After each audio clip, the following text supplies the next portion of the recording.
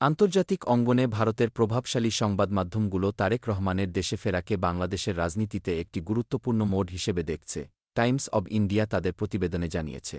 ১৭ বছর স্বেচ্ছা নির্বাসনের পর বিএনপির ভারপ্রাপ্ত চেয়ারম্যান তারেক রহমান ঢাকায় ফিরে এসেছেন। পত্রিকাটি তাকে বাংলাদেশের সবচেয়ে প্রভাবশালী রাজনৈতিক উত্তরাধিকারীদের একজন বলে উল্লেখ করেছে। টাইমস অব ইন্ডিয়ার মতে, এই প্রত্যাবর্তন দেশের রাজনৈতিক সমীকরণে বড় পরিবর্তনের ইঙ্গিত দিচ্ছে।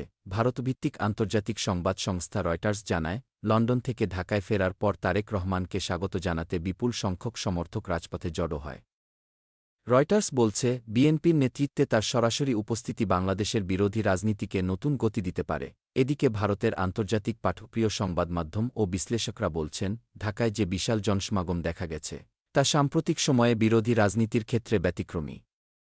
তারা এটিকে বিএনপির জন্য একটি ঐতিহাসিক মুহূর্ত হিসেবে তুলে ধরছে। ভারতীয় রাজনৈতিক পর্যবেক্ষকদের মতে, তারেক রহমানের এই প্রত্যাবর্তন শুধু বাংলাদেশের অভ্যন্তরীণ রাজনীতিতেই নয়, বরং দক্ষিণ এশিয়ার রাজনৈতিক অঙ্গনেও গুরুত্বপূর্ণ প্রভাব ফেলতে পারে। সব মিলিয়ে ভারতের আন্তর্জাতিক সংবাদমাধ্যমগুলোর বিশ্লেষণে তারেক রহমানের দেশে ফেরা বাংলাদেশের রাজনীতিতে একটি সম্ভাব্য টার্নিং পয়েন্ট হিসেবে বিবেচিত হচ্ছে। এই প্রতিবেদনটি দেখেছেন গ্লোবেভিউয়ের সঙ্গে। প্রিয় বন্ধুরা, যারা আমাদের চ্যানেল নতুন, লাইক এবং সাবস্ক্রাইব করে আমাদের পাশে থাকুন।